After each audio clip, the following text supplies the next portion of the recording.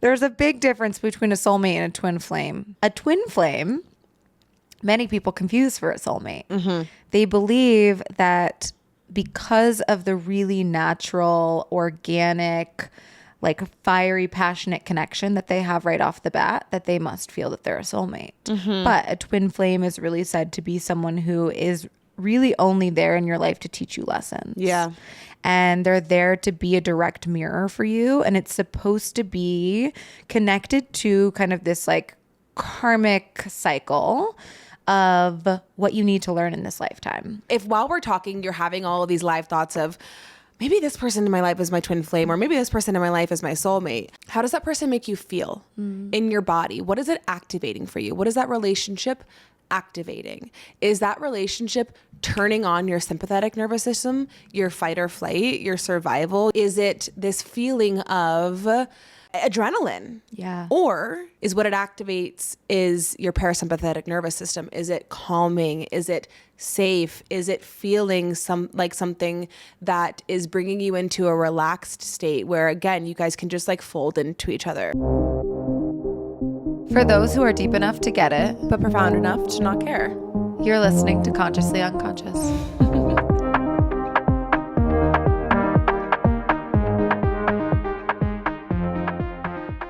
Hello. God, there's so many hello. fucking moving parts here.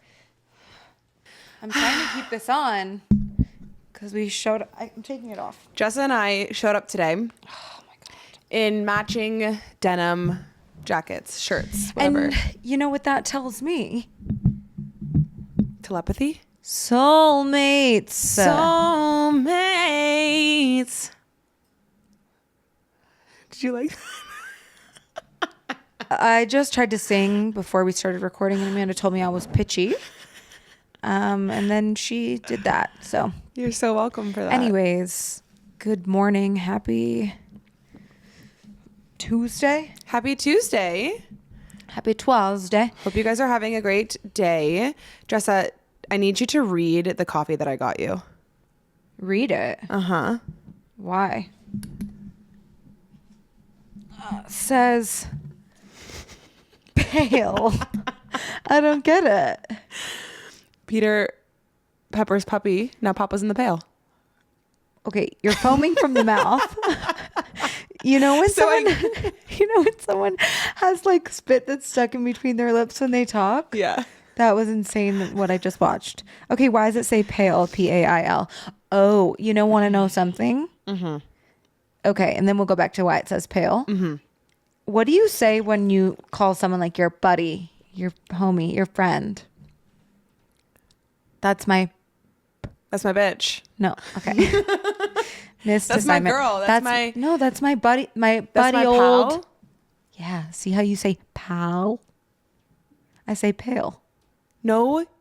Yeah, like that's my you pale. don't. No, you don't. Yes, I do. Why? What do you That's mean? not even New York. That's my pale. Buddy old pale. That's your trash can? What? You call a trash can a pail? Isn't that what a pail is? Amanda's like, rubbish. Or beyond the pale? What is that? I don't know. I'm lost now. Why does this say pale? Anyway, Jessa asked me to get her a coffee with pistachio in it. And so I did. And when I read it, it said pale, but it's because I used almond milk. And so it's actually an L with another L. So it's pistachio almond latte, but it says pale. And I thought it was just really... Oh, P-A-L. L. But one of the L's is lowercase and one of the L's is capital. Right. And I thought it was worth noting. It's like decoding Braille. Morse code. Did you know that the creation of forensic linguistics happened because of the Unabomber? Yes, we talked about this. You said that on the episode. Oh. Which, by the way, I still need to watch Unabomber. Have not. So how long have you really given up caffeine for? And how long have you really given up Instagram for? Because I feel a little like the boy cried wolf. Where you get everyone hooked onto this idea of like being able to cut cold turkey and being like, off Insta. I did. Not coming on. Don't try to contact me. And then the next week you're like, you know what I have to say? We need a table so damn badly so I can put this down. No, I'm sorry for giving you guys emotional whiplash, but this is just a reminder to not get attached to outcomes and expectations. I'm teaching you something. Okay. I was off of caffeine for 12 days actually. And you know what I've learned is that I'm never going to say never. But in order for me to quit, say never. in order for me to quit, in order for me to quit for 12 days, I have to convince myself I'm never going back. Right. So it's just So I'm doing psychological manipulation on myself and all of you guys, and I apologize for that. But that's what I need sometimes to get me through the really hard moments. I feel very much at the helm of your manipulation. Yeah? Yeah. Why? Well, because I'm the first person who has to encounter these radical ideas that you're coming into. And then one day you just show up and you're sipping on a straight espresso. Mm-hmm. No warning. Yeah, it's called never know what you're going to get. Keep you on your toes. Never say never. Did you know? Well, no, I don't actually have a fact about that song. Oh. Never mind. Were you going to say you met Justin Bieber somewhere or something? No, but he was my first concert that I ever saw.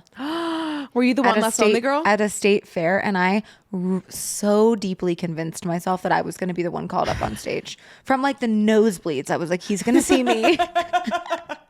He's going to see how fucking beautiful I am at the ripe age of 11 and call me down. You see these yellow eyes? They're going to be shining from the top. Yeah, I think I did let out a tear when I didn't get called. And I was like, I should have made a sign. But he was playing at state fairs long ago, and now... That's where you saw him, at a state fair? Yeah. Whoa. He was up and coming. Do you know the first time I saw him? New and noteworthy, baby, which we will get into in 1 second. I saw him for the first time when I was visiting Canada for like the first time in my life. Oh yeah, because he's Canadian. Yes, and he had not made it to the States yet, and so I saw this boy with like the whoosh hair. What was it called? The flip or the whoosh? The I'm gonna break my fucking neck. The I have Tourette's. Just kidding.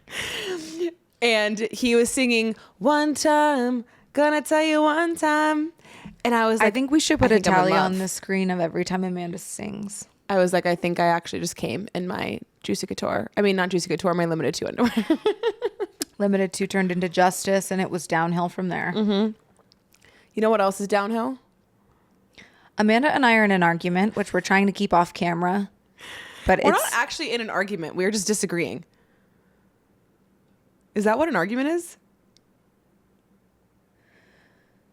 We're trying to keep it approachably level. Yeah, and you know what's worse on top of it is we're in our luteal phases.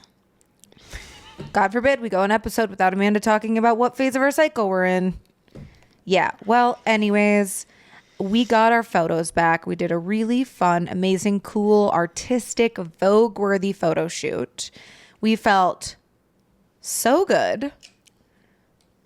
Got the photos back. Can't agree on one. Cannot, for the life of us, agree on one. And it's really starting to get to me, okay? It's really starting to send me over the edge. I had to stop texting her last night. I said, I gotta go. I gotta put my phone away. I gotta lock it up. I gotta put it in the microwave, blow it up, because you are delusional that you don't like the photo I like. And then she's looking at me and she's like, you're delusional that you don't like the photo I like. And we're back and forth and we can't settle. And so therefore, this is the last podcast you'll ever hear from us. No, that's the beauty of a partnership, right? Is that you have to always be considerate about each other, but also what our preferences are. And they're not always going to agree. And so we're having to just go back and forth and learn compromise. Here's the other thing. There are two very different, like the photo shoot. First of all, shout out to our photographer. She's fucking incredible. I'm not going to tell you who she is because I'm gatekeeping her, because she's going to do all of our photos from here on out. But she is this super sick fashion photographer and does a lot of editorial runway things. And so she did this really cool edit, and there are some photos where we're looking straight on, like where it's very Vogue, it's very editorial, it's podcast cover worthy. And then there are some funky ones with fisheye that just look so like artsy and different. But see, that's the thing. It's like the vibe. What's the vibe? And Jessa doesn't like the vibe of the fisheye. The vibe isn't vibing for me on the fish. On the fish Which I eye. am okay. I'm okay with not committing to a fisheye. However, the one that you like, I just look like a bowling ball and I look like a lesbian. Well, I'm going to test out my master manipulation skills and see if I can get you to land on one that I'm just going to see. Do you what think I can you can? Do you think you can manipulate? No, you're too fucking stubborn and it's obnoxious. Today, this week, this day, this hour, this minute of this day, we will be talking about how Amanda and I are twin flames. And do you want to know something about twin flames? Yeah. They're tumultuous. There's a big difference between a soulmate and a twin flame. And a twin flame, many people confuse for a soulmate. Mm-hmm. They believe that because of the really natural, organic, like fiery, passionate connection that they have right off the bat, that they must feel that they're a soulmate. Mm-hmm. But a twin flame is really said to be someone who is really only there in your life to teach you lessons. Yeah.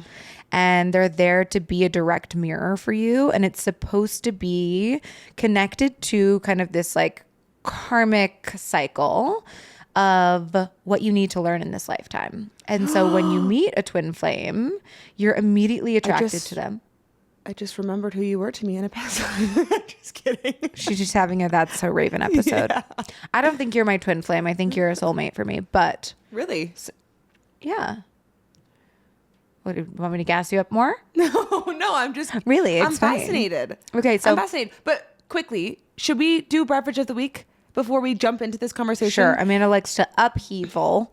Well, because I'd like to get it done with, but actually, before we get into beverage of the week, I do want to say my theory really quick. We're pinballing. We're bing, bang, bang, boom. Let a girl finish a thought about a twin flame, and then you can have your tangent, Okay. and then we'll go into beverage of the week. Okay. Do you feel the tension's high in studio? This is why you might be my twin flame. Go. Is because it's a very volatile relationship. That's the thing about twin flames, is that as deep as they are and as opening and heart-wrenching as they are really tumultuous. They're really up and down. They're very much a roller coaster of emotions where nothing is really predictable with them. It's kind of that idea of walking on eggshells. It's that idea of waiting for the other shoe to drop, while so many of the patterns of why you're connected to that person then turn into like attachment or dependence. And so a twin flame is a beautiful relationship because it's really meant to be something that opens you to yourself, but they're not sustainable long term. So if you have someone in your life, whether it's a partnership or a friendship or maybe even a family member or a mentor, it can come in very different forms, where you find that it's this push and pull game, yet you are somehow still so connected to them and can't understand why things are so up and down. And you do have moments of that extreme depth. That's probably your twin flame. Mm-hmm. Yeah, I think it's fascinating. And I do want to emphasize what you just said too about the many different shapes and forms that it can come in. Yes. Because I do think that there are also people, when we talk about this concept of soulmates too, where they're like, I found my soulmate. I'm so happy that I get to go through life with this person. And it's a lot of the time viewed in a romantic relationship, but it can also be platonic. It can also be familial. It can be a mother-daughter relationship. Yeah. Rory and Lorelai. It could be... What? You didn't watch Gilmore Girls? Okay, scratch that. If you guys get it, you get it. Rory. Does that feel like marbles in your mouth? Rory, my pal. Rory and who? And Lorelai. Say that 5 times fast. Rory and Lorelai. A fucking speech impediment. All right. But anyway, what I was just saying is that I really am excited to explore this conversation, because I think we do need to define what is a karmic lesson. I think we do need to identify the differences between twin flames and soulmates. I think we do need to understand where in our relationships these concepts are showing up, because they can lend themselves to a beautiful lens of what is the purpose of this relationship and what are they meant to teach me. Because every relationship is meant to teach you something. Yeah. I'm going to do my theory really quick. Right. Because this also relates. Okay. My theory is about the furries. Like the Facebook community of people that wear tails? Correct. Okay. Okay. I'm intrigued. So I feel like the furries need some justice, because maybe they are telling the truth. Are you a closeted furry? I will not divulge that information. Maybe They're telling the truth furries about what? are telling the truth. Furries are people who identify as furry animals. My theory is that maybe they are telling the truth, right? Maybe it's not cosplay. Maybe if we are going to believe in the idea that energy cannot be created nor destroyed, Thank you, Isaac Newton. Our souls are created of energy. That's what our souls are. Yeah. So we have to then believe in this concept that our souls get recycled. Our souls are reincarnated into different forms. And so perhaps the furries are just stuck in a constant past life regression where they were a squirrel. This is fascinating. Okay, so you think, your case in point is that furries are really having an identity crisis, a dissociative connection to their past life as an animal, and something carried over, didn't fully leave them. And in this life, they're unable and unwilling to fully accept that they're human. Precisely. If you know a furry, or if you are one, Come forth. come forward. Crawl, walk, I don't And care. just like tell me what that's about. Yeah, come forward on all fours.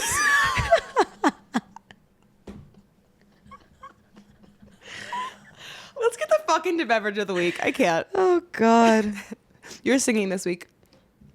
I don't like singing. It makes my armpits sweat. Well, I can get you some deodorant.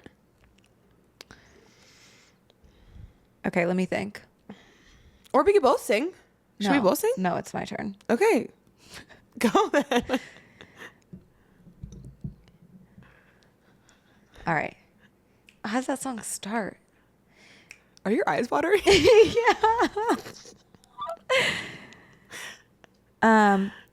We were both young when I first saw the beverage of the week. Looking at me down and say hello. It's the beverage of the week. That was so good. But I got to get to the chorus, because then Okay. she says, it's a love story, baby, just say beverage of the week. Ooh. You're going to have to turn your volume down for that one. That was great. Thank you so much. And what we're looking at, if you're not watching on YouTube, is 2 mugs, and they're connected by a red string. So I have no idea what the fuck is happening here. Can you reach them? Yeah, I can try. Yes. Careful, that table. Are they filled with something? Sure are.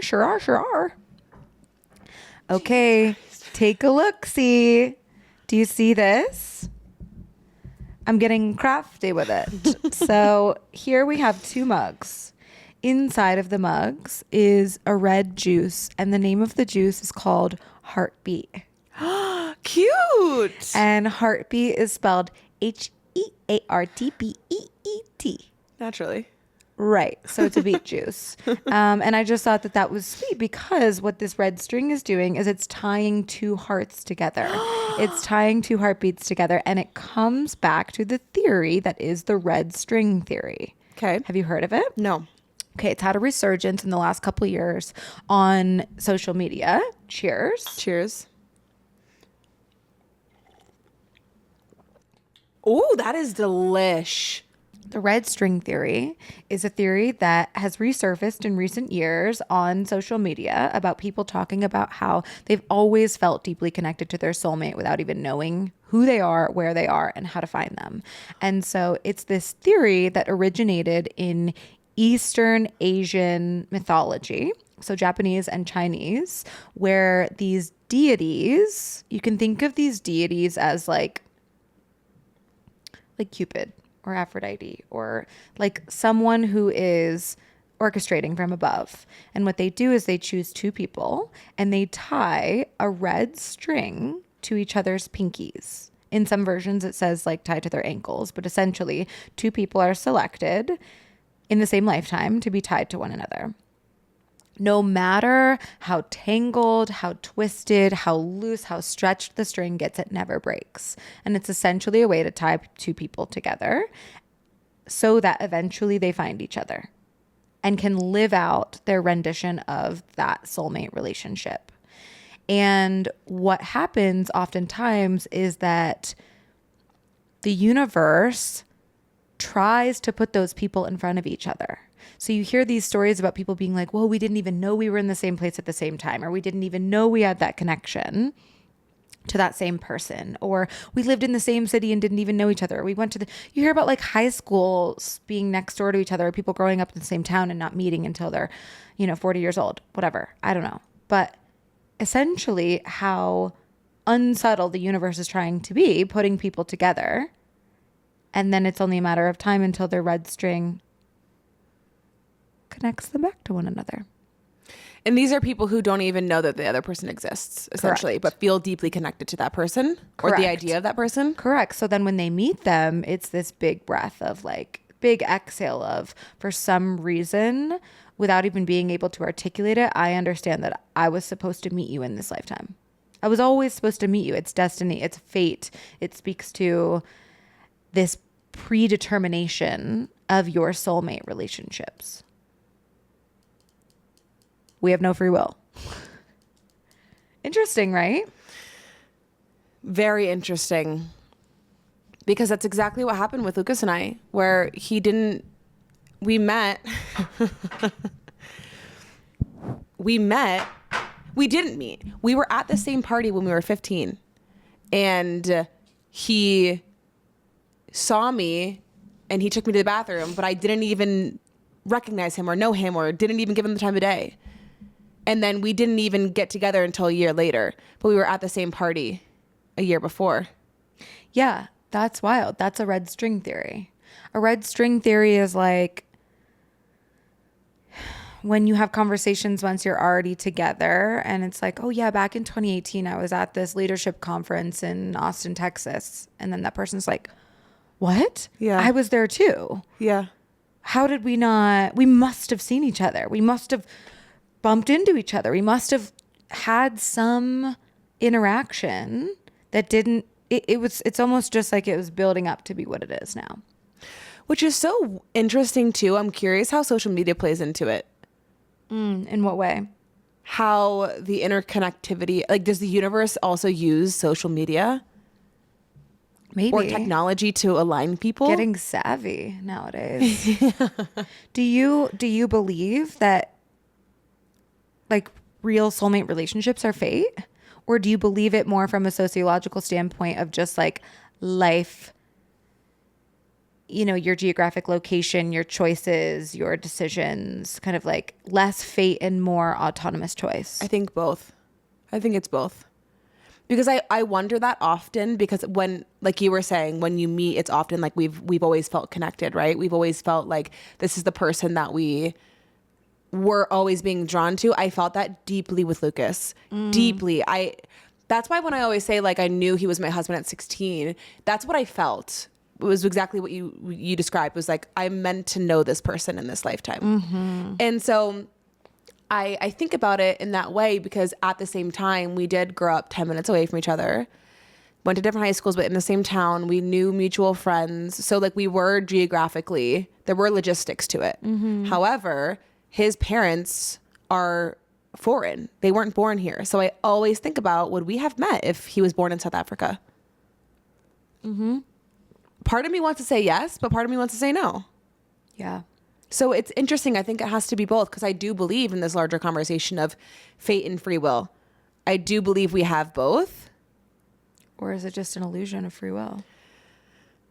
I think about it in the way that maybe the soulmates will always eventually in some way meet. Yeah, but transcending time and space. Yeah, but we have the autonomy to make it happen sooner or later. Or to make it last. Yeah. Have you ever felt that way with somebody? Well, I think my last relationship was my twin flame. Really? 10,000%. And it's really interesting because you can't really see these things until you look back in retrospect of what it was. Because, you know, it's interesting. I do feel like a twin flame can also be a soulmate. But I think that... Okay, let's really, really break down the difference between the two. Because Okay. I do feel like people get them confused. And I know there's even this influencer who has a clothing company called Twin Flames. And it's very much marketed as like soulmates. Twin flames, to me, this is my personal interpretation. Twin flames are very lust-worthy. They're very passion-worthy. They're very circumstantial. They're very like... There's this really heightened energy that makes it feel so fun and exciting and new, and like you're just like ravaging through all this new discovery. And so it can be a very attractive thing to pursue because it's so much dopamine. Whereas a soulmate to me is very oxytocin, like very much a gentler love, a love that makes you feel safe and seen and heard and understood. I think a problem with a lot of soulmates, or a problem with a lot of twin flames rather, is you lack the feeling of being understood, which makes you constantly feel like you have to fight to show yourself or show someone else who you are. And I think that's meant to be a catalyst for you questioning who you are. That's the whole point. It's supposed to be this like challenge of, this person is going to teach me something. And maybe at some point through the relationship, which is what happened to me, is that I almost recognized it as like, this is a test for me. This is a lesson-based experience for me. Whereas a soulmate, in my understanding, which I have felt with friends, with family, with mentor, with lovers before as well, but like not all soulmates are meant to be permanent. It is that just like deep parasympathetic activation of, you see me, you hold me, you understand me. I don't need to explain myself to you. It's very safe feeling. It's not always necessarily stable, because there are so many things that like come into a relationship that cause adversity and chaos that you need to move through. But a soulmate is someone who deeply, deeply understands your life experience and your way of seeing the world. So to not get them confused, I think that a lot of people do get twin flames confused with soulmates because they feel that really powerful love. There's not, a twin flame is deep, deep love, deep commitment and compassion to one another, but it's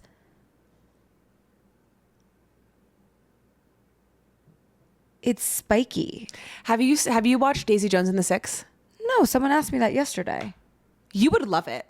You're not on social media right now, so you should watch it. Okay. You would absolutely love it. I've unfortunately been watching Love is Blind UK. I heard that one's better. Everyone's an interesting character to watch. Okay, they usually going. are. Daisy Jones and the Six, and I apologize if you guys have watched it because I'm going to explain it to Jessa briefly. Do you care if I spoil a little bit for you? No. Okay. Basically, it's about this, and I haven't seen it in a while, so I'm going to probably mess up the plot a little bit, but it's about this band, right? This band that gets put together, and there's a lead singer man and a lead singer woman. And the man has a wife, and they have kids together. Okay. And this wife had been with him since they were younger. She was previously the photographer for his band, and like really just his supportive soulmate. Like, this was his woman, supported him, was a kind of his groupie, but like photographer wife, okay. Right? Then had kids and became like wife and kids and more on like that side.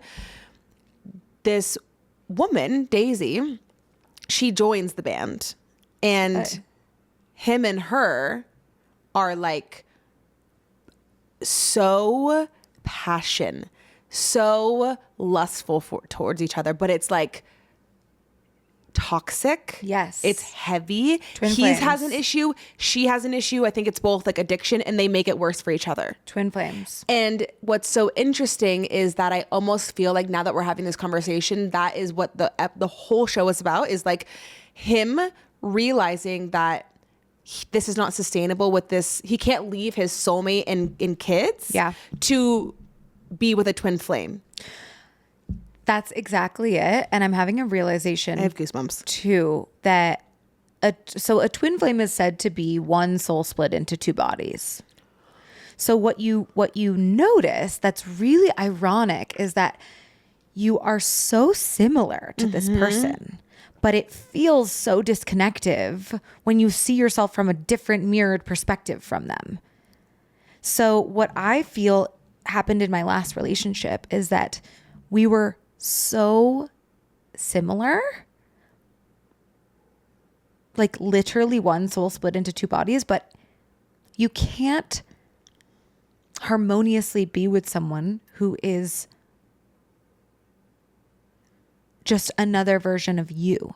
Yeah. A relationship works really well when you have someone who balances you out with different qualities.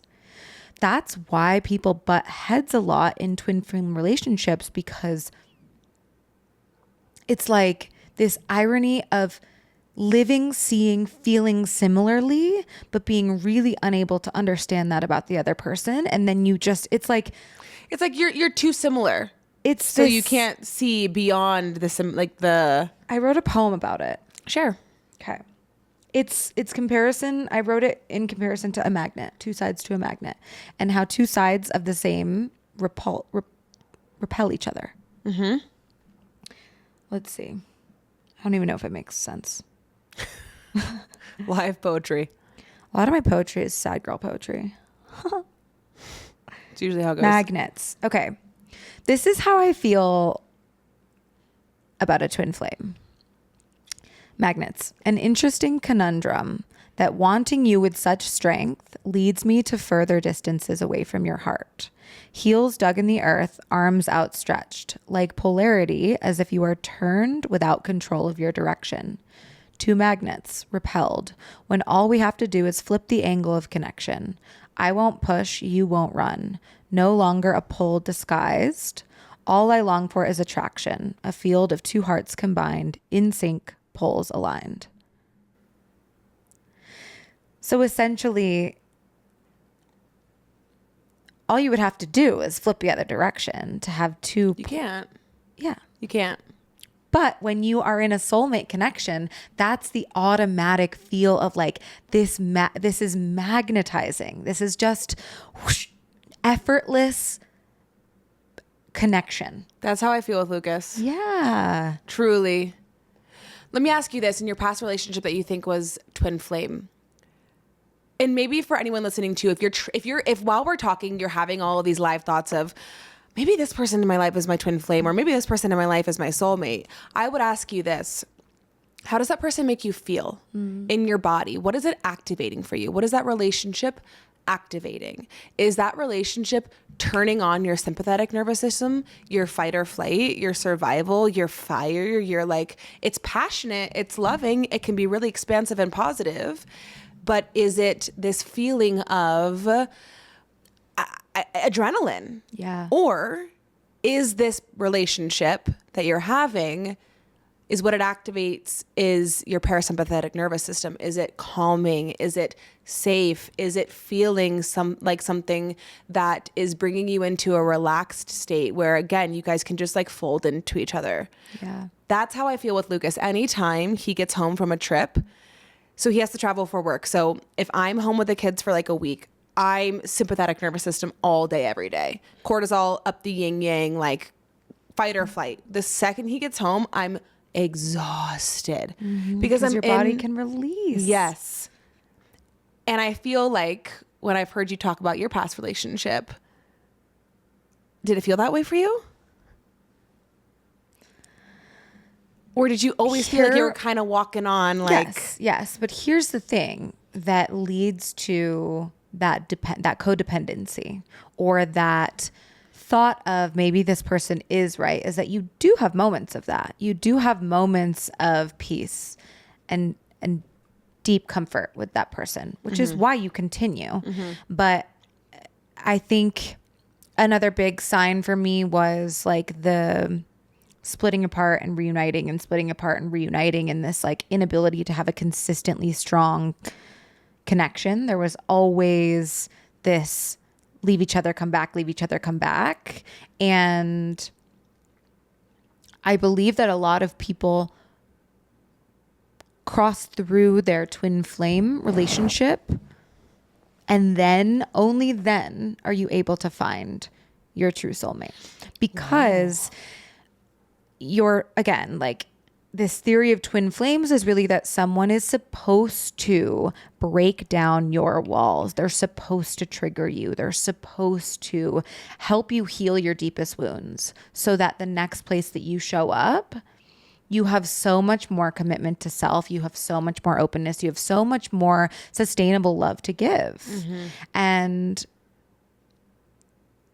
I also, like we've said before, want to remind people that this doesn't always have to be a romantic relationship. Your twin flame can be a family member that gives you so much fucking shit and is really hard to deal with. This can be a teacher, a mentor. This can be a friend. Like, I think a lot of people experience this in friendships too. Can you have more than one twin flame in your life? Usually it's just one. Really? You can have more than one soulmate. And again, these are my theories. Right. But based on my understanding. Do you think you can identify your twin flame by like the most tumultuous or difficult, challenging relationship that you've had? Yeah. I know who mine is. And one that makes you look within. Not that a soulmate doesn't, but a soulmate will do so in a gentle, healing way where it's like, I will continue to hold you while you learn and grow. A twin flame, to me, a partner that really is like, look in a fucking mirror, figure it out. Like, it's exhausting. And because I'm someone, my life path is a 7. I'm a seeker. I'm very curious. I'm very introspective. Many people, regardless of your numerology, are just like, we're seekers. We're curious. We want to know about ourselves. I was able to simultaneously celebrate the challenges that I was facing in this relationship, which was like why it was hard for me to leave, because I was appreciative of the growth and the difficulty of what is this teaching me about myself. Like, I like those scenarios. Right. And so I encourage you, lean in, but know when to set a boundary of, this is not sustainable long term. And like, I've learned my lessons. I know that I've gotten what I've needed to out of this. So last thing I'll say about twin flames is that a lot of people will do cord cutting ceremonies. I was gonna ask you to bring this up. Yeah. So wait, I have a question about that before you get into the cord cutting. Yeah. Twin flames, because I think mine might be my mom. Based on what you've shared, that's a good direction. And I'm curious to you if it's not so obvious. I think obviously because we are talking about it and we are cognizant of these terms, right? Soulmate, twin flame, the concepts of them in some regard. It's more obvious to us in hindsight. But when you're in it, is it obvious? Like, is the growth, is the triggering, is the lessons obvious? Because it will be. Because I feel like I've learned, but I'm saying to them, do they know that they're like teaching you something, or are they just being themselves and you're internalizing that in a growth way? They're feeling the same thing from you. But it's not spoken. It can be spoken.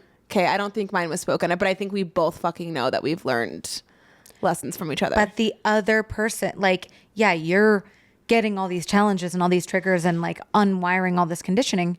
You're doing the exact same thing for them. For sure. Yeah. But I think that for my relationship, it's not spoken. Never spoken about. I mean, it is, but it's like very... I totally think my mom is my twin. Hi, Mom. Sorry if you're listening. And it's true. There's so much there's so much appreciation for those people Totally. in your life. Like it really is an all love thing where the depths of it come from a place of wanting expansion for yourself and the other person. It's not Right. meant to be malicious. It's Right. not someone who is abusive and toxic and mean and shaming you is not a twin flame. Right. That's just a bad fucking connection. That's Yeah. just a shitty relationship. Yeah. Cut it out. Yeah. A cord cutting ceremony. Have you done one? No, I don't know how to. Well, it's any rendition that you want it to show up as, but a cord cutting ceremony is a really intentional ritual. Is it similar to on New Year's Eve, writing down the people that you want to throw out of your life and burning Them? Kind of. Okay, that's what I've done. It can be that. A cord cutting ceremony is literally done with string or with candles. And it's a way to energetically release a person and say to yourself and the universe, I cut this invisible cord that has been tying us together. I cut this, almost like the way that I think about it is if you're really supposed to be two split souls, like cutting the umbilical cord, like freeing that person and freeing yourself. It's not meant to be like a fuck you, I'm cutting you off. It's meant to be like, go be free. But then this brings me back to the question of fate or free will.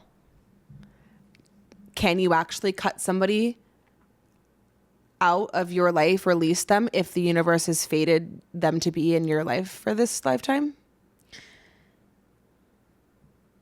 Yeah, I mean, that's the question, right? Is it, I don't believe that because you're fated to be with someone in a lifetime, it's meant to be the full lifetime. Yeah.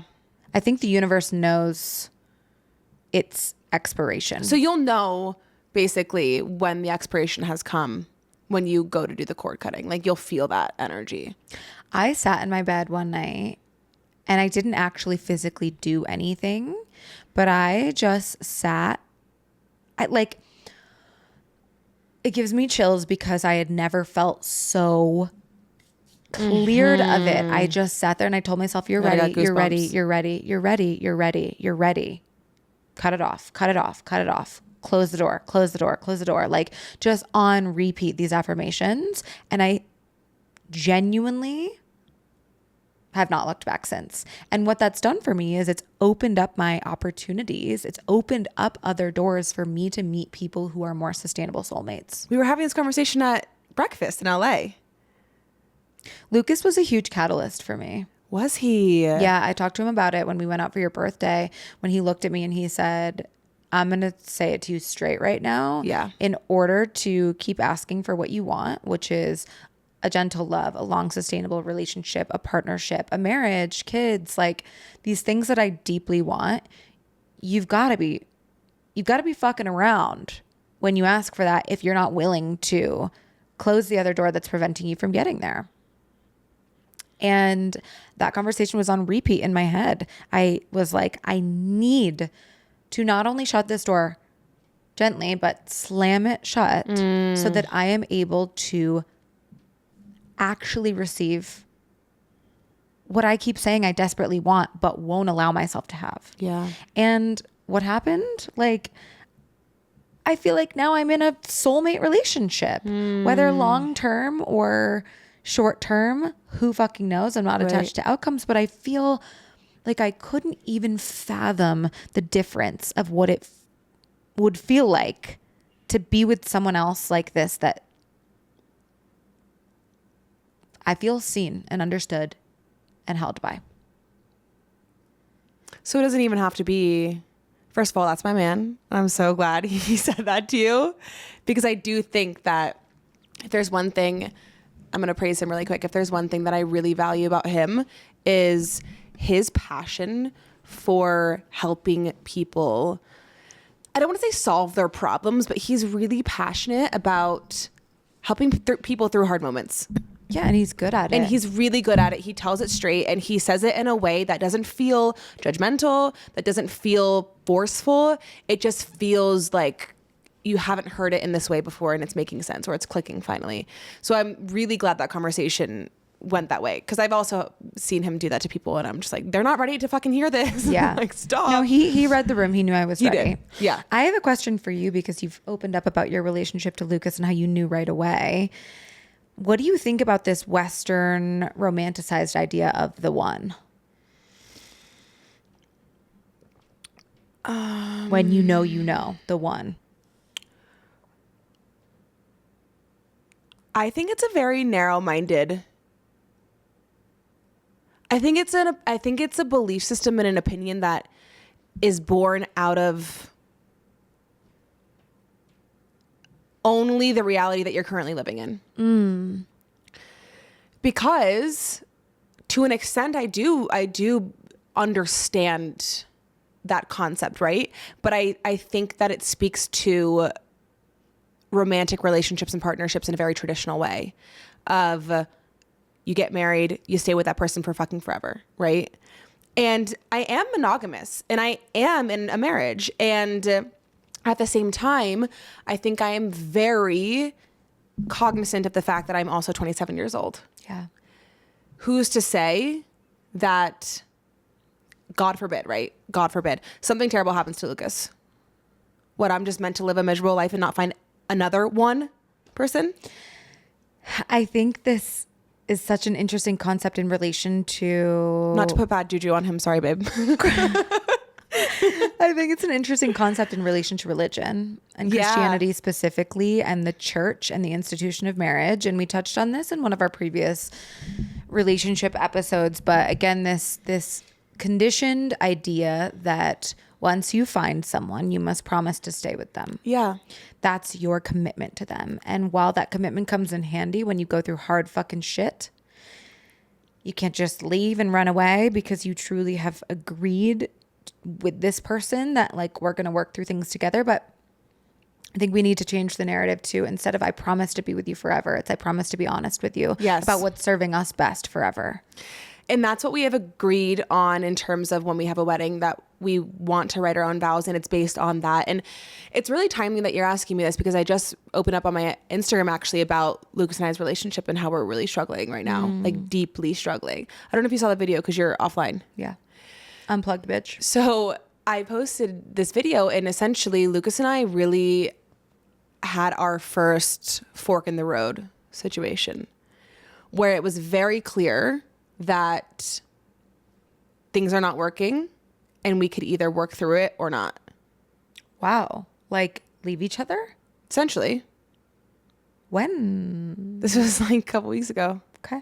Like it's because we are juggling so much, and he's working like crazy. I'm building the podcast on, you know, my work days. That's my work days. And then the kids are at school, and when they're home, it's all about the kids. And then the kids are sleeping in our bed, and the kids have been sick for a month. It's a lot, right? Yeah. And we're juggling a lot. And I mean, there was a moment where he literally looked at me and was like, "You need to be a better wife."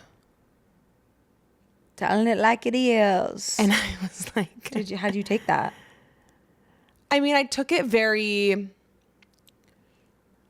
I heard him, and I am a believer that in a relationship, it's never one person's fault. Yes. And so essentially we just got into this conversation about, you know, this is the first time that we really have been faced with, you know, what do we even define as a marriage? We got into this larger conversation of, you know, he's like, I'm the leader of the family. And I'm like, I don't know. Are you? And he's like, you don't see me as the leader of the family? What? Like, that's the title that he wants. Yes. But very existential conversations about marriage and what we define as marriage. And basically I was like, well, I don't, because I see me as the leader of the kids and I'm the default of the kids. Yes, maybe you are of the finances, whatever, but I see us as equal pillars. That's what I see us as. I don't see you as above me or whatever. And it just kind of dismantled and unraveled this idea of marriage. And I think that again, that fork in the road, right? I have always said that you are my person, yes, but if this isn't working and we are turning into people that we do not like, we're not we're limiting each other. Like, this does not have to be our situation. And that's not because I'm just willing to give up or throw everything in. It's just, I believe in the evolvement of his soul, in the evolvement of my soul. And that, again, soulmates, yes, can maybe be permanent throughout your life, but maybe they're not. And maybe they show up in different relationships and different like situations, because, you know, I love Lucas and it's working and we're working through it. But 10 years from down from the line, if we're not happy, Sure. we're not going to be together. And even if we decide to change the way that our relationship looks, As you should over the Yes. course of who you are and how you present Of during certain course. phases of life. I also believe that we will always be in each other's life, regardless of what the relationship looks like. Yeah. So I think Well, go ahead. I don't tie soulmates to the title of the relationship. No, marriage not at or all, anything. Not at all, Yeah. not at all. You're a beautiful catalyst and example for people to be able to have hard conversations in relationships too. And I think with all the romanticizing of Valentine's Day, and again, we've talked about this before, like the lack of attention on anything else in our society besides the success of your romantic relationship being based towards your worth. Yes.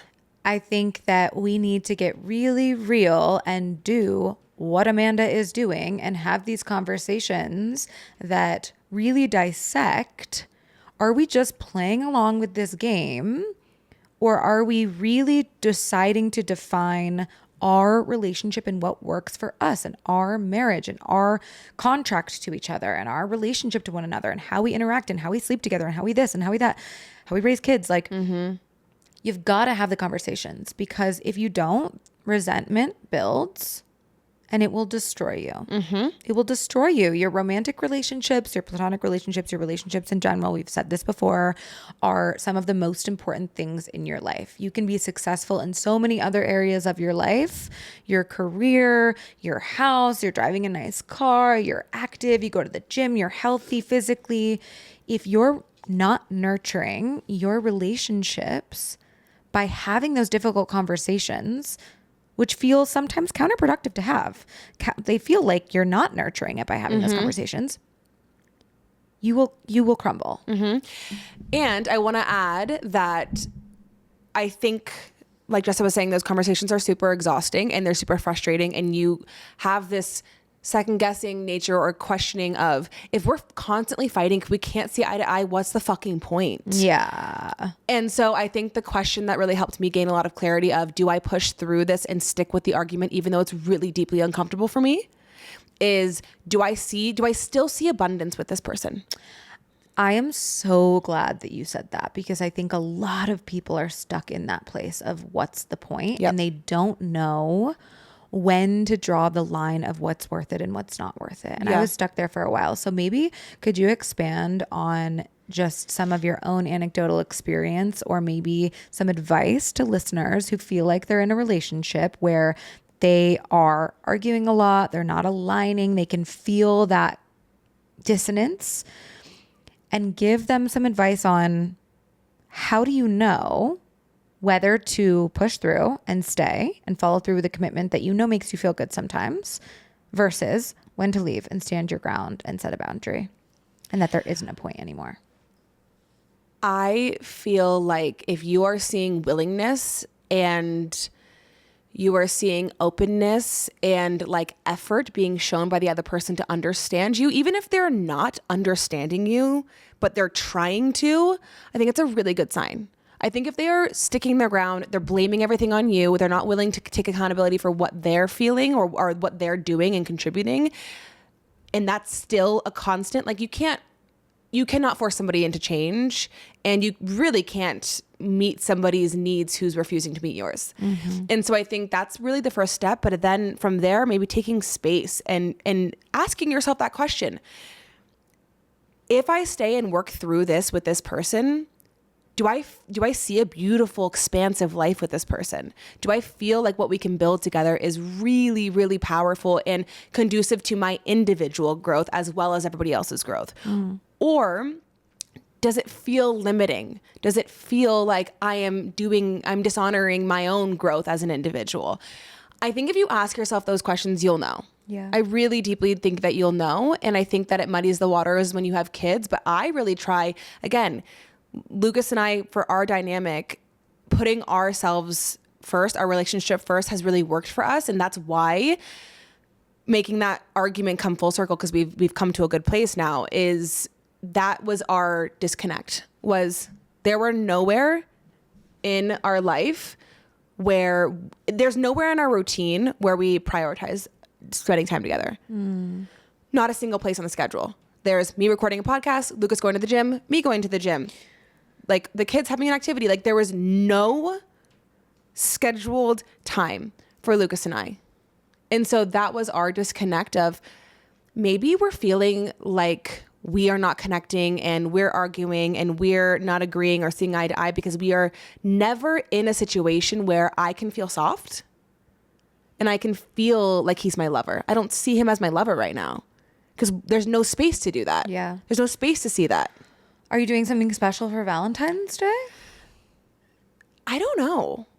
We've never been like actually, since having kids, we're not like super big on Valentine's Day. We are going on a date night on Wednesday. Cute. So maybe in line with Valentine's Day, maybe not. But we probably will do his daycare. The kids' daycare actually does like a Valentine's Day drop off. So I can like drop the kids off at daycare and do something. We probably will. Honestly, I think we need it. I think you do too. Do you feel like you've been Valentine's Day girly in the past? I love Valentine's Day. Do you? I love love. Yeah. I'm obsessed with love. I'm a hopeless romantic. I'm obsessed with love. I love Valentine's Day. I love being love. I love feeling love. I love giving love. I fucking love giving things. My love language is not necessarily receiving gifts, but I fucking love to give gifts. Yeah. I love it so much. Where's my birthday gift then? I have it in the room. Just kidding. Wait, should I give it to you live on the pod? Do you want to? Yeah. Okay, get it. Okay. Stand by. That's coming from Etsy. She says there's something that's coming from Etsy. But this is the first part. Okay. I'm scared. I thrifted you this really cool vintage Prada bag. No, you did not. Yeah. No, you did not. It's real. It's real leather. But it's a cool vintage Prada. Dude, this is sick. You like it? Do I like it? Jessa. I thought it was very you. I thought it was big enough. Wait, let me get in front of Oh my mic. God. I thought it was very you. I thought it was big enough you could slide your laptop in there. Is this real? I don't know if it's real or not, but it was really cute. It's gorgeous. Little vintage thrifted Prada. Thank you. Do you want to know the best thing about it is that when I go to the thrift store, I always try to She's living just right here. sauce up the people checking me out. And this woman was she was so fucking sweet. And I had this pile of a few other things. And The pockets? Are you kidding me? right. I wanted to keep it for myself, but I had this pile of other things and I had this bag and then one other, I forget what it was, that I was like, okay, let me see the total and then I won't get these two things depending on what the total is. And at the end I was like, okay, you know what? Let's do this item and then I'll put the bag back because it was listed pretty high. Really? Yeah. And she goes, I'll tell you what if I give it to you for $199? And I was like, oh, yeah. I mean, they had to like unlock it from a case and stuff. And Jessa, this is gorgeous. I hope you she needs to be like filled out a little bit. Thank you. So anyways, I love Valentine's Day. I love giving gifts. I just love giving people gifts. I have an entire itinerary planned for this weekend when Zeus is here. And I'm just like, I didn't even put that together. It's kind of like Valentine's Day. yeah. So cute. Yeah.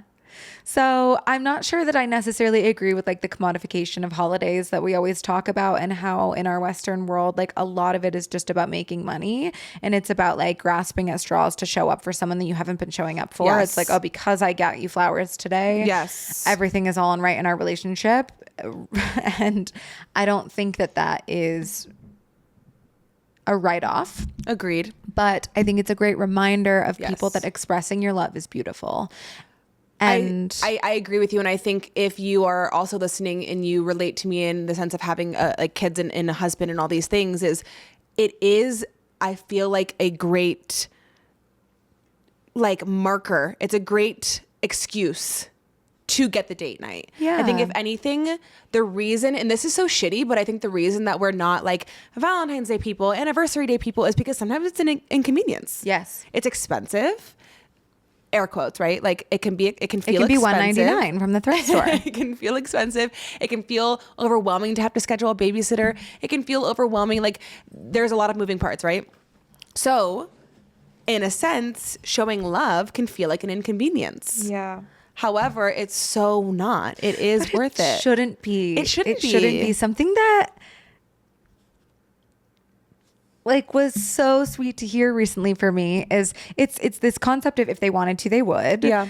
And I was just having a conversation with Zeus and he was like, it's so natural when you really adore someone to show your love for them. Yeah. Yes, of course, other life circumstances get in the way and it can be effortful to show love. But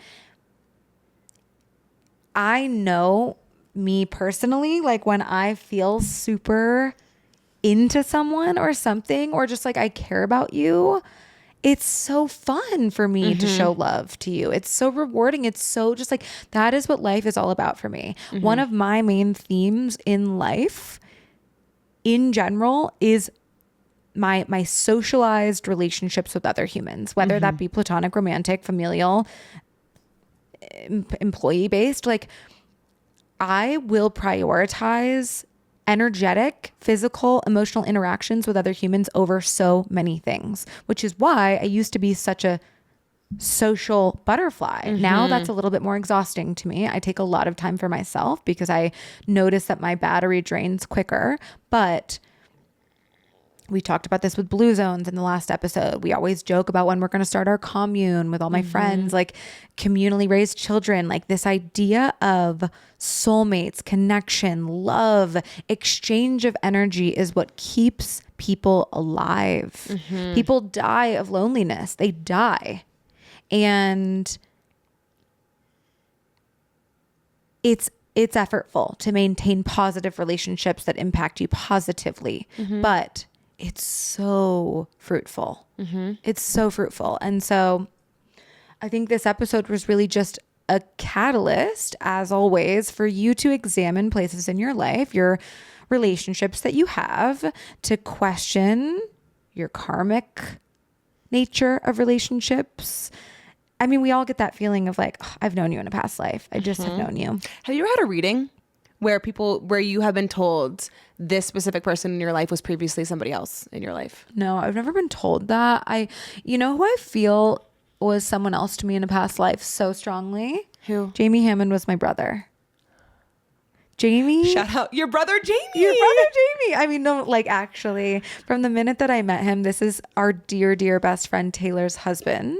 And Jamie is our dear, dear best friend as well. And he's just one of a kind, and he has his own podcast, which you should listen to. It's called My Brother Jamie. It's Your Brother amazing. Jamie. Your Brother Jamie. Mine, yours. He's all of us. I felt like I joke with him that like I shared a womb with him. Seriously, like I feel like we were siblings in another life, and that really expresses itself now. I feel like we have a lot of connection through unspoken word. I feel like we just like think similarly. We're both, So he's the only person in this lifetime that I feel like was someone else in a past lifetime. Really? Which That's is funny. So interesting. Yeah. That's so interesting. I got a reading one time where somebody told me that my sister was like my stepmom in a past relationship or in a past life. Past life. Isn't that interesting? Yeah. I kind of feel that energy from her. It's funny when you get a reading. Is it just confirmation bias? Right. Is it just that someone tells you something and you're like, that makes you can attach to sense. Like that's the problem that I have with readings sometimes is the psychology behind it. Just it's confirmation bias. Yeah. It's when someone tells you something and then you notice and you're like, that makes so much sense. I love when I notice something and then they tell Confirm me it. it. Yeah. versus they tell me something and then I confirm it. Yeah. I think the only person that I have felt besides Lucas, the only friend that I have felt like deeply I've been with you for many lifetimes and they've been easy lifetimes together is my best friend Sam Dowd. Wait. Oh. Okay. So we're like new friends? No, I'm just saying like it's really interesting. Maybe there's like this combination of soulmate twin flame energy, because I feel that like we were one soul split. Like I have never met somebody so similar to me in thinking, in emotion, in behavior patterns, like in every sense of the way. But at the same time, it's so easeful. That's a beautiful word to describe relationships that work well in your life is ease. Yeah. Ease. Yeah. What do you think we are? Fucking twin flames, bitch. No, I think that we have a very karmic relationship. I feel like we were really meant to. It's also interesting how different soulmate relationships can be too, because I do feel like you're one of my soulmates. I feel like we were meant to meet each other and challenge each other. I think something that I really appreciate about our relationship is the transparency and the bluntness that we have with one another. Agreed. And because I don't think that like twin flames, I feel like it's like you can't ever see eye to eye. I feel like we are really good at like having blow up, but then like meeting each other, like, you know what I mean? Like seeing each other. Like I can understand you. Well, it's interesting because I gave an amazing speech at Amanda's birthday dinner, actually. You did. You really did. Oh no, like I dropped the fuck in. Graham was... I know, afterwards he goes, okay, Helen, like from Bridesmaids. Really, Helen? Really, France? Literally, no. It was so fucking funny. But the point being is that not that every single one of my relationships isn't different, but I have never had a relationship to another human like I have with you. And I think that's partially circumstantial that we are also business partners. Right. We have to maintain a certain level of quote unquote directness, professionality, work ethic vibe. Whereas I don't have that with other friends because it's just like, we're fucking homies. Right. But I think also a lot, not that you're not inherently creative, you're just more execution based. Yeah. Whereas a lot of my friends, like I think about my friend Rocky, shout out, I love you. She is just the most like artistic, abstract, floaty, creative. Like I tend to surround myself with a lot of artists. Yeah. And an artist personality, a creative personality is someone who's very similar to me.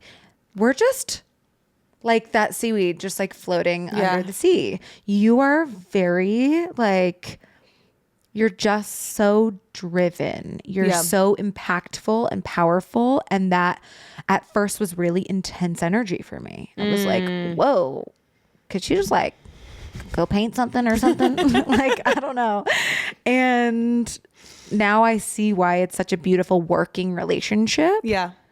But I think that we are a certain level of soulmates. I agree. I think that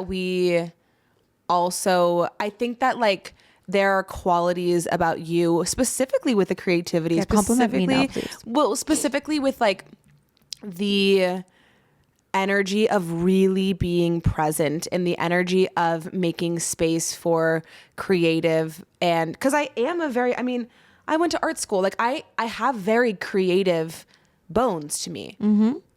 My strong suit is the execution. And so I think that you teach me to be in more of like, curate your home, like romanticize your life, create time for the people that you love and just being. And I think that that's really the good balance between us is this. Yeah, it's almost like I think we have a relationship where we're teaching each other things and we're appreciating things about each other. I don't know. It feels very like, It's dynamic. yes. Yeah. That's a perfect word for it. Yeah. Yeah. Well, I want to end on a note that is just a reminder. I just looked down at my hand and I have this ring on that was recently gifted to me. And I think the inside is engraved with something. And I want to leave you on the quote that it's engraved with, because I think that this ties into not feeling pressured to have to figure out all these types of relationships in your life, just to let them be what is. And learn along the way is that no time is wasted time. Mm-hmm. Every relationship you will learn from, every scenario you will learn from, everything, whether free will or predetermined, it doesn't matter. There's no such thing as wasting your time doing something that has found itself in your life path, participating in something that has found its way to you. Person, place, thing, opportunity. No time is wasted time. So just enjoy the ride, enjoy the lessons, enjoy the people, enjoy the love. And don't ignore the karmic lessons. Don't ignore the people who are always popping up. Like really trust that maybe there is something to learn from these people. Just like Jessa's saying, like, give everyone time as well. Yeah. Yeah. Happy Valentine's Day. Happy Galentine's Day. Happy Galentine's Day. What are you doing for Valentine's Day? The actual day I'm working. My favorite client, Debbie's coming in. Love. Yeah. Does she listen to the podcast? You should tell her to. All right. We love you. Please leave us a review. That would be so dope of you. Yeah, I will thrift you something fucking sick. Also, I'm just going to do like a subtle plug right now because it's feeling right after I gifted something thrifted on the pod. And you can do your plug too if you want to participate in this. We've talked about it, but I really want to curate thrifted collections for people. One of my biggest things in life that I love to do that I feel really good at is thrifting. And so I've had a couple people reach out to me recently and ask me to thrift them boxes. And so if you want that, Amanda and I were thinking about curating a consciously unconscious collection or kind of having our own spin on thrifted boxes that we can share with you and send to you and do so sustainably and responsibly. And this has nothing to do with this episode, but it just kind of came up. So if you're interested in that, reach out to us and let us kind of like help you create a vision, whether it's for a bachelorette party that you want specific things for, whether it's bridal, whether it's for a vacation or just in life. We would love. How can they reach out to you? Oh, well, I'm off Instagram. So DM the consciously unconscious one. And, my phone number is. Is that real? Yeah, you can just text me. What can people do if they have my phone number? Constantly call you or put it on Craigslist and you'll get spam. Oh. Yeah. That was a fake number. You can DM the consciously unconscious Instagram. You know what? DM the consciously unconscious Instagram. I'll send them and to you. Amanda will let me know. Yeah, I'll send them to you. Okay. Yeah, but do it. I think Jessa would be phenomenal at that. And I think it would be a really cool thing to offer. Anyways, subtle plugs always at the end of the pod. I thought this episode was really fun. I did too. Love you guys. Love you. Bye.